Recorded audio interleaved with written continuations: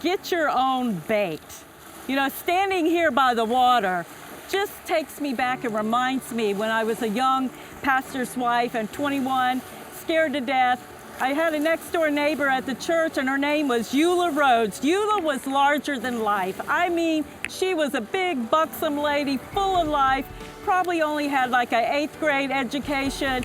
She didn't drive, her husband was gone, had died, and she was all alone, but she took me under her wing and knew that I needed somebody to be there for me.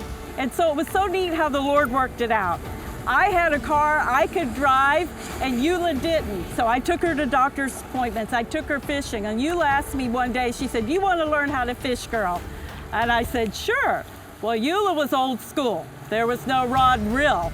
There was a cane pole. And so we went up to Captiva off the back of a dock, and we were sitting there having the time of our life fishing.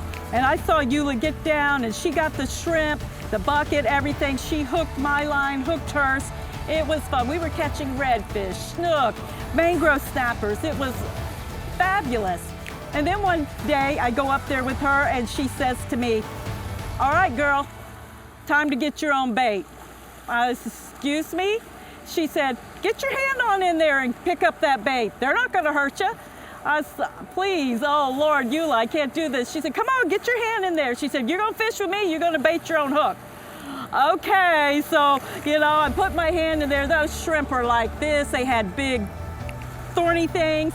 And I got it, put it on my hook, cast my rod out, and caught great fish. And you know what? It's kind of a principle that the Lord has with me and He has with you.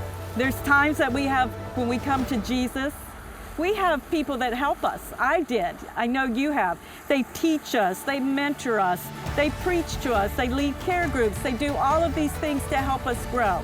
But the Lord looks at you and He says, get your own bait. In other words, it's time for you to open up the Bible yourself.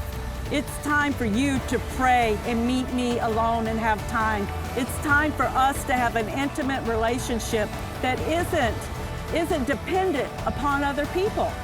So it's an encouraging thing when the Lord looks at you and you come to that place in your life and He says, get your own bait.